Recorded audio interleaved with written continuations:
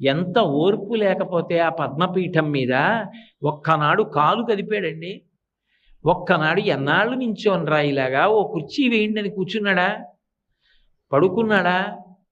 నాకు ఇంతే సమయమా, ఎన్ని వేల మందిలా వస్తూ ఉంటారా, ఎంతమందిని నేను చూడనరా అన్నాడా? అలా చూస్తూనే ఉంటాడు, అనుగ్రహిస్తూనే ఉంటాడు. ఎక్కడో ఉండి మొరలు పెట్టుకున్నా ఆపద మొక్కల వాడి కాపాడుతూనే ఉంటాడు, క్షమిస్తూనే ఉంటాడు. అంత ఓర్పుతో రావాలి అవతారం. అందుకే మొదటే ఓర్పు పట్టి వచ్చింది. రావడం అన్ని అవతారాల్లాగా రాలేదు.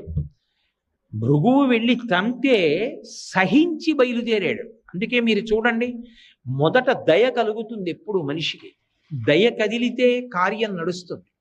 నేను అలా వెళ్ళిపోతున్నాను అనుకోండి, ఏదో దేవాలయంలోకి వెళ్ళి హుండీలో 100 రూపాయలు వేద్దాం అనుకుని వెడుతున్నాను. వెడుతుంటే ఒక పిల్ల తల్లి కంఠం పట్టుకుని గట్టి